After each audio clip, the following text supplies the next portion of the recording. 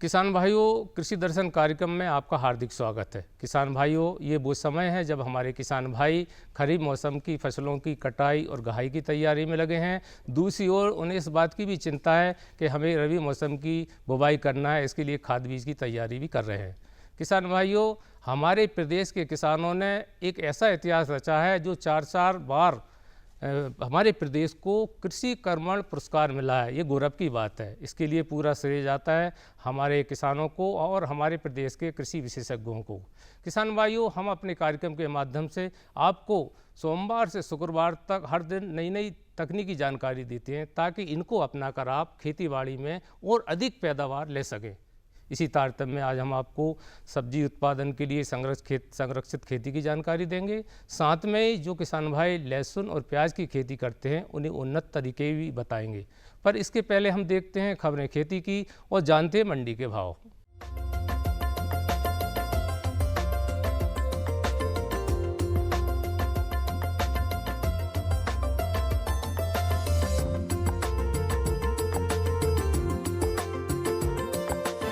नमस्कार किसान भाइयों, खबरें खेती में आपका स्वागत है। आइए नजर डालते हैं आज की कृषि की मुख्य खबरों पर। सिंचाई के जल का हो पूरा उपयोग, धान में गर्दन तोड़ रोग का प्रकोप, पपीता के बागों का पौध संरक्षण, बीज ग्राम योजना और मौसम विभाग द्वारा किसानों को सलाह। जल संसाधन, जनसंपर्क और संसदीय कार्य मंत्री डॉक्टर नरोत्तम मिश्रा ने मंत्रालय में जल संसाधन विभाग के अधिकारियों के साथ समीक्षा बैठक में सिंचाई योजनाओं की विस्तार से समीक्षा की। मंत्री डॉक्टर मिश्रा ने निर्माणाधीन सिंचाई परियोजनाओं के काम जल्द ही पूरा करने के निर्देश दिए। मंत्री डॉक्टर मिश्रा ने कहा कि सिंचाई के जल का किसानों के हित में पूरा उपयोग हो। वर्षा जल और अन्य जल स्रोतों से व्यर्थ बहने वाले पानी के अधिकतम उपयोग की दिशा में प्रयास निरंतर किए जाएं। उन्होंने प्रदेश की बड़ी सिंचाई परियोजनाओं से किसानों को दी जा रही सिंचाई सुविधा की जानकारी प्राप्त की। मंत्री डॉक्टर मिश्रा ने कहा कि जिन परियोजनाओं में पर्यावरणीय स्वीकृति आवश्यक है, उनकी स्वीकृति के लिए तीव्र गति से प्रयास किए जाएं। हरसी उच्च स्तरीय नहर को दोआब नहर से सीधे जल प्रदाय करने की योजना बनाएं। धान की फसल पर गर्दन तोड़ रोग के लक्षण पहले पत्तियों पर, तने की गांठों, बालियों की गर्दन व दानों पर दिखाई देते हैं। पत्तियों पर आंख के आकार के धब्बे बनते हैं। रोग का प्रकोप अधिक होने पर पौधे गांठ से टूटकर नीचे झुक जाते हैं। आप फसल का निरीक्षण करते रहें। अगर आपको इस प्रकार के लक्षण नजर आते हैं तो इसके रोकथाम के लिए जब धान निरसने लगे तो उस समय बीमारी आने से पहले इसके रासायनिक नियंत्रण के लिए प्रोपिकोनोजोल या टिल्ट की मात्रा 200 मिलीलीटर प्रति 200 लीटर पानी के हिसाब से व साथ में स्टेप्टोसॉक्सिलिन के 4 पाउच मिलाकर 200 लीटर का घोल बनाकर प्रति एकड़ के हिसाब से छिड़काव करें। जिन किसानों ने पपीते का बगीचा लगा रखा है उसमें पपीते के छोटे फल पीले होकर नीचे गिर रहे हैं। इसमें पौधे की कलियां भी प्रभावित होती हैं। फिर फल धीरे धीरे मुलायम होकर सड़ने लगता है। यह एक फफूंद जनित रोग होता है। इससे प्रभावी नियंत्रण के लिए फफूंद नाशक दवाई मैनकोजेब की 2.5 ग्राम मात्रा को प्रति लीटर पानी में घोलकर मौसम खुला होने पर छिड़काव करें। ध्यान रहे, पपीते के बागों में पौधों के तनों के पास पानी नहीं भरने देना चाहिए, नहीं तो जड़ एवं तना सड़न रोग का प्रकोप हो सकता है। इससे पूरी फसल चौपट हो जाती है। बीज ग्राम योजना प्रदेश में 2005-2006 में प्रारंभ की गई थी। इस योजना का उद्देश्य किसानों को बीज उत्पादन प्रौद्योगिकी से परिचित करवाना तथा ग्रामों में बीज संचयन हेतु आधारभूत व्यवस्था का विकास करना है। वर्तमान में यह योजना प्रदेश के सभी जिलों के चयनित ग्रामों में लागू है। योजना के मूल रूप भाग हैं: पहला, बीज अनुदान, जिसके तहत चयनित किसानों को आधार या प्रमाणित बीज हेतु 50% अनुदान पर बीज मुहैया कराया जाता है तथा योजना अंतर्गत चयनित किसानों को प्रशिक्षण भी प्रदान किया जाता है, जिसके अंतर्गत प्रति प्रशिक्षण 15,000 रुपये 50 प्रशिक्षणार्थियों के मान से खर्च किया जाता है। इन प्रशिक्षणों में किसानों को फसल की विभिन्न अवस्थाओं में बीज उत्पादन प्रौद्योगिकी के दृष्टिगत ध्यान रखने वाले सभी महत्वपूर्ण बिंदुओं एवं विषयों पर प्रशिक्षण दिया जाता है। तत्पश्चात बीज भंडारण हेतु किसानों को भंडारण कोठी की स्थापना के लिए अनुदान दिया जाता है। मौसम विभाग द्वारा किसानों को सलाह दी गई है कि खेत में नमी की कमी होने पर सिंचाई करें।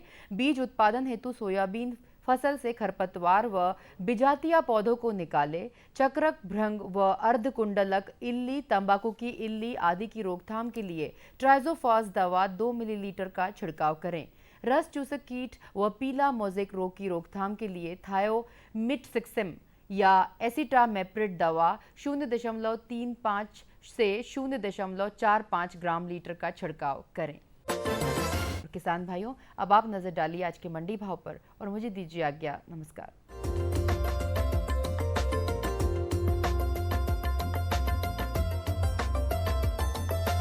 मसूर के भाव प्रति क्विंटल मंडियों में इस प्रकार रहे। सुजालपुर में न्यूनतम 4,600 रुपए, अधिकतम 5,485 रुपए। नीमच में न्यूनतम 4,000 रुपए, अधिकतम 5,199 रुपए। मंदसौर में न्यूनतम 4,405 रुपए, अधिकतम 5,030 रुपए। बड़नगर में न्यूनतम 5,700 रुपए, अधिकतम 6,311 रुपए। गेहूं के भाव प्रति क्विंटल मंडियों में इस प्रकार रहे। नसरुल्लागंज में न्यूनतम 1,705 रुपए, अधिकतम 1,845 रुपए। काला पीपल में न्यूनतम 1,540 रुपए, अधिकतम 1,820 रुपए। मंडला में न्यूनतम 1,550 रुपए, अधिकतम भाव भी 1,550 रुपए रहा। नीमच में न्यूनतम 1,671 रुपए, अधिकतम 1,938 रुपए। सोयाबीन के भाव प्रति क्विंटल मंडियों में इस प्रकार रहे। सुजालपुर में न्यूनतम 3,010 रुपए, अधिकतम 3,320 रुपए। बुरहानपुर में न्यूनतम 2,950 रुपए, अधिकतम 3,062 रुपए। बड़नगर में न्यूनतम 2,741 रुपए, अधिकतम 3,382 रुपए। श्योपुर कला में न्यूनतम 2,835 रुपए, अधिकतम 3,350 रुपए रहा।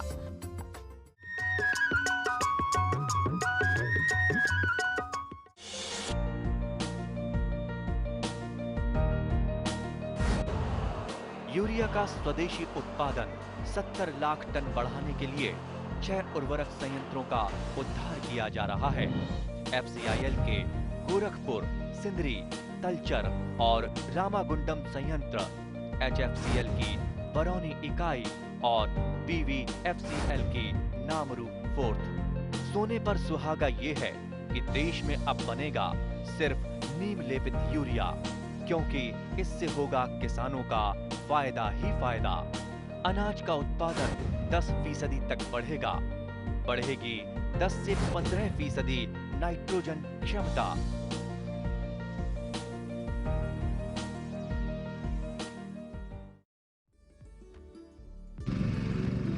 नई तकनीक सभी को अच्छी लगती है।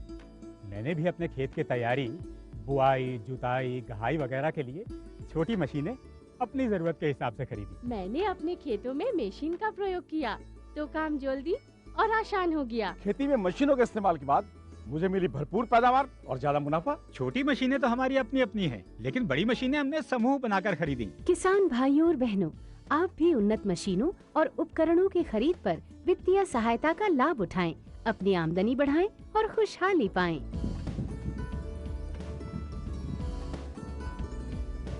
हो गया।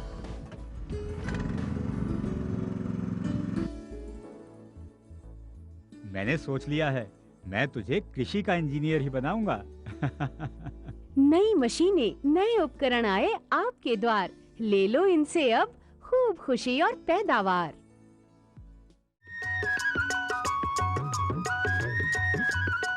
किसान भाइयों, संरक्षित खेती अर्थात ऐसी खेती जिसमें कीड़े रोग नहीं लगे, गुणवत्ता युक्त फसल आए और अधिक उत्पादन हो, इसके लिए ज़रूरी है कि हमें वैज्ञानिकों से सलाह लेना चाहिए। किसान भाइयों, बात सब्जी की चली तो सब्जी में बहुत लागत आती है और हमारे किसान भाइयों को हर 8वें दिन कोई ना कोई दवाई छिड़कना पड़ता है और अंत में कभी कभी ऐसा होता है कि पूरी सब्जी बैठ जाती है और हमारे किसान भाई जो है वो काफ़ी चिंता करते हैं। इसके लिए ज़रूरी है कि खेती में सब्जियों का भी संरक्षण बहुत ज़रूरी है। ये संरक्षण कैसे हो, इसी बात की जानकारी देने के लिए हमने आमंत्रित किया है जवाहरलाल नेहरू कृषि विश्वविद्यालय जबलपुर के उद्यान की विशेषज्ञ डॉक्टर विजय अग्रवाल को। डॉक्टर साहब, आपका कार्यक्रम में स्वागत है। डॉक्टर साहब, जैसा आप भी जानते हैं कि सब्जी की खेती करना कोई सहज काम नहीं है, बहुत मेहनत का काम है और हमारे किसान भाई उसको दिन भर लगे रहते हैं तब पैदावार आती है। इसके बाद भी कीड़े मकोड़े आक्रमण कर देते हैं और नुकसान हो जाता है। तो ये संरक्षित खेती है क्या? देखिए, जैसा आपने बोला, संरक्षित खेती एक ऐसी तकनीक है, खेती की उन्नत तकनीक है सब्जी उत्पादन की, जिसमें संरक्षित वातावरण में सब्जी का उत्पादन किया जाता है।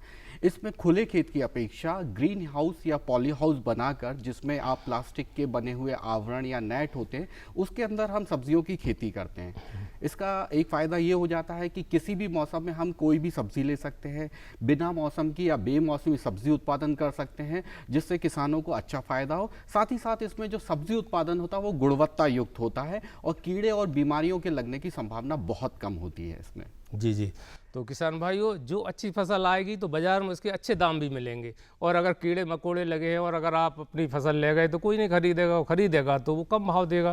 डॉक्टर साहब, इसके लिए जैसा आपने बताया कि संरक्षण की ज़रूरत है, तो ये पॉली हाउस क्या है, ग्रीन हाउस क्या है? देखिए, पॉली हाउस और ग्रीन हाउस एक ही संरचना होती है। ये प्लास्टिक के बने हुए आवरण होते हैं। इसके अंदर हम सब्जियों की खेती करते हैं। इसके अंदर पौधों को जितना तापमान चाहिए रहता है, जितनी आर्द्रता चाहिए रहती है, सूरज का प्रकाश और कार्बन डाइऑक्साइड, जो पौधों को वृद्धि कारक होते हैं, पौधों की बढ़वार के लिए फ़ायदेमंद होते हैं, उन सारी चीज़ों को इसमें देखा जाता है और पौधों के लिए के अंदर ऐसा वातावरण उत्पन्न किया जाता है जिससे पौधों की बढ़वार बहुत अच्छी हो। इसमें एक बात विशेष रूप से ध्यान रखी जाती है कि इसके अंदर किसी भी प्रकार के कीड़े एवं बीमारियों का प्रवेश ना हो। और साथ ही साथ अभी जैसे हम देखते हैं प्रदेश में ओले, पाला, बरसात, ज़्यादा गर्मी, ज़्यादा ठंड की जो संभावनाएं रहती हैं, अंदर ये संभावनाएं बिल्कुल ख़त्म हो जाती है, शून्य हो जाती हैं, जिससे पौधा जो होता है अधिक वृद्धि करता है, उसमें फलन अच्छा होता है और उसमें उत्पादन बहुत अच्छा होता है। जी डॉक्टर साहब, आपने कहा है कि इससे सारे कीड़े रोगों से भी बचाव हो सकता है और गर्मी सर्दी बरसात से भी बचा सकता है, तो कैसे बचा जा सकता है? देखिए, इसमें क्या होता है कि इसमें बचाने के लिए क्या होता है कि ये जो संरचनाएं होती हैं, जैसे हमने टमाटर की खेती करनी है या शिमला मिर्ची की खेती करना है या फिर हम खीरा, 3 सब्जियां होती हैं जिनको हम पॉली हाउस के अंदर लगा सकते हैं या ग्रीन हाउस के अंदर लगा सकते हैं। इसके साथ साथ पत्तेदार सब्जियों की भी खेती करते हैं। अब ये जो संरचना होती है, इसमें चारों तरफ कीट अवरोधी जालियां लगी रहती हैं और ऊपर जो पराबैंगनी अवरोधी प्लास्टिक लगी रहती है। तो इस प्रकार से जो सूरज की रोशनी अंदर प्रवेश करती है, ये पराबैंगनी किरणें अंदर नहीं आ पाती हैं, जो पौधों को नुकसान पहुंचाती हैं, जिससे पौधों की बढ़वार अधिक होती है।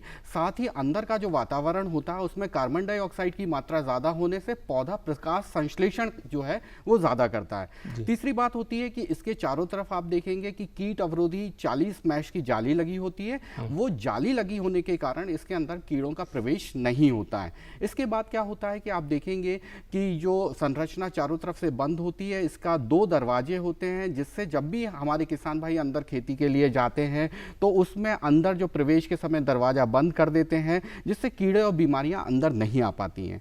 और दूसरा इसमें एक फ़ायदा और होता है कि इसमें जो पौधों की बढ़वार, जैसे हमने बताया कि जैसे खुले की अगर हम बात करें कि एक हमारा टमाटर 1 से 2 किलो तक फसल देता है, या शिमला मिर्ची की बात करते तो आधा से 1 किलो उत्पादन मिलता है। लेकिन जब हम संरक्षित खेती में टमाटर की उत्पादन करते हैं तो 10 से लेकर 20 किलो तक एक पौधा उत्पादन देता है। यानी हम बात करें खुले खेत की अपेक्षा 8 से 10 गुना उत्पादन बढ़ जाता है। साथ ही साथ इसमें एक और फ़ायदा है कि खुले मौसम में हमारी जो फसल आती है वो हमें बिल्कुल सीज़न पे लगानी पड़ती है, जिससे जब उत्पादन होता है किसान भाई वो सब्जी बाज़ार में ले जाता तो उसका भाव नहीं मिलता है। लेकिन इसमें हम बेमौसमी उत्पादन करते हैं और इसकी जो अवधि होती है, फसल की अवधि खुले की अपेक्षा दुगनी होती है, यानी 8 से 10 महीने की फसल होती है, जिसमें हम 6 से 7 महीने लगातार तुड़ाई करते हैं। तो किसान भाइयों को लगातार उत्पादन मिलता रहता है एक ही फसल से, और जब बाजार में ले जाते हैं बिना मौसम में तो उनको भाव बहुत अच्छा मिलता है इसका। डॉक्टर साहब, क्या फ़र्क है पॉली हाउस और ग्रीन हाउस में? देखिए, पॉली हाउस और ग्रीन हाउस एक ही संरचना होती है, प्लास्टिक की बनी संरचना होती है। आप देखेंगे कि पारदर्शी जो प्लास्टिक के बने हुए घरनुमा संरचनाएं होती हैं वही पॉली हाउस कहलाते हैं। क्योंकि इसके अंदर ग्रीन हाउस इफेक्ट क्रिएट होता है, ग्रीन हाउस प्रभाव होता है, क्योंकि इसके अंदर कार्बन डाइऑक्साइड की मात्रा ज़्यादा होती है, इसीलिए उसे ग्रीन हाउस भी कहते हैं। और जो किसान भाई हमारे हरे रंग के बने हुए संरचनाएँ देखते हैं खेतों में, वो दरअसल शेड नेट हाउस होते हैं या छायागृह होते हैं। जब हमारा उद्देश्य सब्जी सब्जी उत्पादन में सिर्फ सूरज की रोशनी को कम करना है, सूरज की रोशनी की मात्रा को घटाना है, तो हरे रंग के जो शेड हाउस होते हैं या छायागृह होते हैं, किसान भाई उसमें सब्जी की खेती कर सकते हैं। आपने हमारे किसान भाइयों को बड़ी उत्तम जानकारी दी, बहुत बहुत धन्यवाद। धन्यवाद किसान भाई। ये बदलाव क्या है भैया? ये बड़े काम की चीज है। इंसान की सोच में अगर बदलाव आ जाए तो सब कुछ मुमकिन है, सब कुछ संभव है। अब ये बदलाव फिर आ रहा है, हर सूरत की मुस्कान में वो आपको दिखाई देगा। तो चलिए एक नई शुरुआत करते हैं, कुछ बदलाव करते हैं। दूरदर्शन किसान, एक नया चैनल जहां बातें होंगी बदलाव की और आपके कल की बेहतर शुरुआत की। छेड़ो बातें बदलाव की। बात गांव की, बात किसान की, जानकारी नई तकनीक की, मुलाकात सफल व्यक्तियों से, साथ में मनोरंजन और भी बहुत कुछ। ये सब मिलेगा आपके अपने कार्यक्रम गांव इंडिया में। तो देखना ना भूलें, सोमवार और मंगलवार सुबह 7:30 बजे। डीडी किसान, बदलते भारत की शान।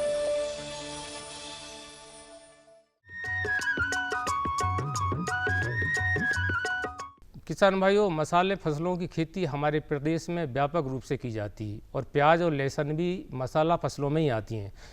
परंतु किसान भाइयों, वर्तमान समय में लहसुन और प्याज की गुणवत्ता युक्त फसल लेना बड़ा मुश्किल का काम है। आप बाज़ार में भी देखते होंगे प्याज कहीं सड़ रही है। इससे जो खाने वाले लोग हैं उससे दूर रहते हैं और इससे किसानों को भाव भी नहीं मिलता है। पर ज़रूरत इस बात की है कि अगर उसको उन्नत तकनीक ढंग से खेती की जाए और उसको संरक्षण की जाए तो निश्चित तौर से उत्पादन भी बढ़ेगा और हमारे किसान भाइयों को भाव भी अच्छा मिलेगा। इसी संबंध में जानकारी दे रहे हैं कृषि विज्ञान केंद्र इछावर सीहोर के उद्यान की विशेषज्ञ डॉक्टर जे.के. कनौजिया। आइए जानते हैं। किसान भाइयों, लहसुन की खेती यूं तो हर प्रकार की मिट्टी में की जा सकती है, लेकिन हमें यह ध्यान रखना है कि जिस भूमि में कार्बनिक पदार्थ की मात्रा अधिक हो, या हम यूं कह सकते हैं जिस खेत में ताकत अच्छी हो, जो उपजाऊ खेत हो, उनका हमें चुनाव करना चाहिए। और ये ध्यान रखें कि बहुत गहरी मिट्टी मतलब काली मिट्टी ना हो, खेत की मिट्टी हल्की हो, बलुई दोमट या दोमट मिट्टी इसकी खेती के लिए उपयुक्त होती है। दूसरी महत्वपूर्ण बात यह है कि किस्मों की जब बात आती है तो अधिकांश हमारे किसान भाई लहसुन की खेती करते हुए लहसुन की किस्मों की जानकारी उनको नहीं होती। तो किसान भाइयों, वर्तमान में बहुत ही अच्छी अच्छी किस्में लहसुन की आ गई हैं जिनकी उत्पादन देने की क्षमता काफ़ी बेहतर है, जिनमें प्रमुख रूप से G282, G323, G179, G51 ये ऐसी उन्नत प्रजातियां हैं जिनके उपयोग मात्र से हमारे किसान भाई 10 से 15% उत्पादन में वो बढ़ोतरी कर सकते हैं। किसान भाइयों, लहसुन की खेती करने के लिए जहाँ तक भूमि की तैयारी की जो बात है, तो यूँ चूँकि ये भूमि में होने वाली फसल है या यूँ कहें कि कंद वाली फसल है, तो अच्छी भुरभुरी मिट्टी खेत में होना बहुत ज़रूरी है। और इसके लिए हम गहरी जुताई के साथ साथ 2-3 बार बखरनी चला के खेत को बढ़िया भुरभुरा बना लेते हैं। उसके बाद पतली पतली जो क्यारियां हैं या पट्टी हम कहें जिसमें कि सिंचाई की हमको आसानी रह सके, इस तरीके से हम पट्टी खेत में बना लेते हैं और जिसमें कि हम बीज की बिजाई करते हैं। किसान भाइयों, लहसुन फसल के लिए हम बेहतर उर्वरक प्रबंधन कर सकें, इसके लिए ज़रूरी यह है कि 1 एकड़ रकबे में 10 से 12 टन अच्छी पकी हुई गोबर की खाद या 4 से 5 टन केचुआ खाद या जिसे हम वर्मी कंपोस्ट कहते हैं, इसका उपयोग किया जाना है। इसके अतिरिक्त 1 एकड़ रकबे में किसान भाइयों लगभग 40 से 50 किलोग्राम नाइट्रोजन, 25 से 30 किलोग्राम फास्फोरस और 30 से 40 किलोग्राम पोटास प्रति एकड़ के मान से हमें उपयोग करना है। इसके जो उपयोग की विधि है किसान भाइयों, अधिकांशतः हमारे किसान भाई गलती करते हैं कि डीएपी जैसे उर्वरक को लहसुन की खेती करते समय भी टॉप ड्रेसिंग करते हैं या ऊपर से उसका छिड़काव करते हैं। ऐसा बिल्कुल नहीं करना है। फास्फोरस और पोटास जो पोषक तत्व है और नाइट्रोजन की जो आधी मात्रा है उसको हमें खेत की तैयारी के समय ही खेत में डाल देना है और शेष जो बची हुई नाइट्रोजन है उसको जब फसल हमारी 30 से 40 दिन की हो जाती है उस अवस्था में हमें मात्र एक बार यूरिया का उपयोग करना है। किसान भाइयों, लहसुन की खेती में सल्फर का उपयोग बहुत ही महत्वपूर्ण है। हम प्रति एकड़ 5 किलोग्राम सल्फर तत्व का उपयोग भी लहसुन की खेती में करना चाहिए, जिससे कि उत्पादन में काफ़ी सकारात्मक परिणाम देखने को मिले हैं। किसान भाइयों, लहसुन की खेती जब हम करते हैं तो सिंचाई भी एक बहुत महत्वपूर्ण और आवश्यक क्रियाविधि इसकी खेती में हो जाती है। लहसुन में मिट्टी के प्रकार के अनुसार यदि मिट्टी थोड़ी हल्की है तो 8 से 10 दिन के अंतराल से हमें सिंचाई करने की आवश्यकता होती है, और यदि मिट्टी थोड़ी गहरी है तो 12 से 15 दिन के अंतराल से हम लहसुन फसल में पानी देते हैं। ध्यान ये रखना है, कभी भी हमें बहुत ज़्यादा या कहें गहरी सिंचाई नहीं करनी। उथली सिंचाई, चूँकि ये उथली जड़ वाली फसल होती है, हल्की सिंचाई जिसको कहते हैं, उसे ही हमें करना है। इस प्रकार से 8 से 10 सिंचाइयों की आवश्यकता इस फसल को होती है। किसान भाइयों, अब एक महत्वपूर्ण बात आती है कि हमारी फसल खरपतवारों से मुक्त रहे, किसी प्रकार का उसमें चारा ना हो जिससे कि उत्पादन प्रभावित ना हो। तो इसके लिए यदि हम संभव है तो निंदाई गुड़ाई करके अपनी फसल को खरपतवार मुक्त रखें। इसके लिए पहली जो निंदाई है वो फसल उगने के 15 से 20 दिन की अवस्था में करें, और दूसरी जो निंदाई है वो 30 से 40 दिन की अवस्था में। यदि हम 2 बार उसकी निंदाई गुड़ाई कर लेते हैं तो फसल में खरपतवार नहीं होते हैं। वैसे किसान भाइयों, चूँकि ये बहुत सघन इसकी बिजाई होती है, इसलिए खरपतवार नाशक दवाइयों का भी हम इसमें उपयोग कर सकते हैं। किसान भाइयों, जब हम लहसुन की फसल में खरपतवार नाशकों का उपयोग करें तो बुआई करने के तुरंत बाद या फसल उगे उससे पहले फ्लोक्लोरालिन 1.5 से 2 किलोग्राम प्रति हेक्टेयर के मान से हमें उपयोग करना है। और खड़ी फसल में यदि खरपतवारों की समस्या हो रही है और हम निंदाई नहीं कर पा रहे हैं तो फसल की 25 से 30 दिन की अवस्था में एलाक्लोर नामक खरपतवार नाशी दवा जो 1.5 से 2 किलोग्राम प्रति एकड़ उपयोग की जाती है, उसका उपयोग करते हैं। तो इस प्रकार से हम अपनी खेतों को फसल को खरपतवार मुक्त रख लेते हैं। किसान भाइयों, लहसुन फसल की बिजाई में हमें ये ध्यान देना है कि प्रति एकड़ लगभग 6 कुंटल प्रति हेक्टेयर 6 से 7 कुंटल इसकी बीज की आवश्यकता होती है। 8 से 10 मिलीमीटर व्यास का जो क्लोब होता है, या यूँ कहें जो बीज होता है, यदि हम उसकी बिजाई करते हैं तो पौधे की बढ़वार अच्छी होती है और वो सामान्य रूप से अच्छी पैदावार देने की क्षमता रखता है। तो हम बीज और बीज का आकार पर भी हमारे किसान भाइयों को ध्यान दिए जाने की आवश्यकता है।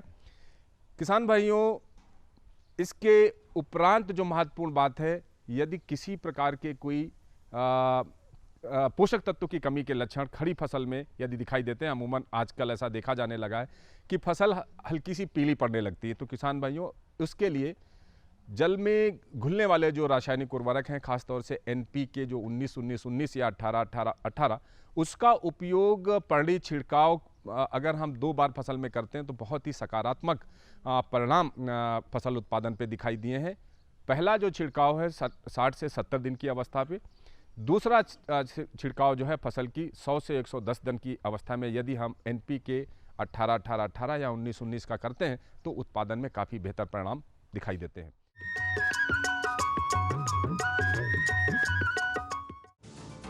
धरती पर अवतार बनकर जन्म लेते हैं कुछ ऐसे जांबाज, ये जज्बे और जुनून से खुद लिखते हैं अपनी तकदीर। ऐसे किसानों की गौरव गाथा देखिए कदमों में आसमां, हर गुरुवार रात 9:30 बजे DD किसान पर। DD किसान, बदलते भारत की शान। घर की चौखट से निकलकर जब भी कुछ अलग करने की ठानी, जज्बे और समझ से बदली खुद अपनी कहानी। चाहे हो पुरानी परंपरा को बचाना या फिर हो घर के खर्च को चलाना, चुनौतियों को पार कर जिंदगी में था आगे जाना। हर ग्रामीण महिला बनी मिसाल। देखिए इनके संघर्ष की दास्तान, सच होंगे सपने। हर शुक्रवार रात 9:30 बजे DD किसान पर। DD किसान, बदलते भारत की शान। गर्व भारत के विकास का,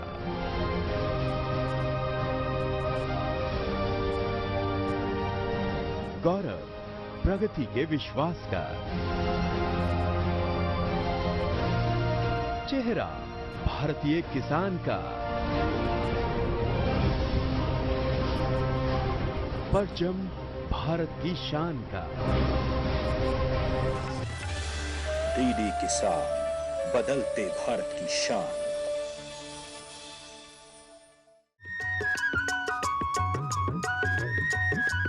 तो किसान भाइयों, अभी आपने देखा, अगर आप उन्नत ढंग से सब्जी की खेती करें या खबरें खेती के माध्यम से नई नई जानकारी प्राप्त करें और मंडी के भाव जान लें जिससे अच्छा भाव मिले, तब आप बाज़ार में जाएं। ऐसी तमाम जानकारी आज हमने दी। उम्मीद है जानकारी से आप लाभ उठाएंगे, पर आप जब तक पत्र नहीं लिखेंगे हमें संतुष्टि नहीं होगी। तो हमें पत्र लिखें। हमारा पता है कार्यक्रम कृषि दर्शन, दूरदर्शन केंद्र, Shyamala Hills, Bhopal. Pin code number है 462013। फिर होगी मुलाकात नई नई जानकारियों के साथ। नमस्कार।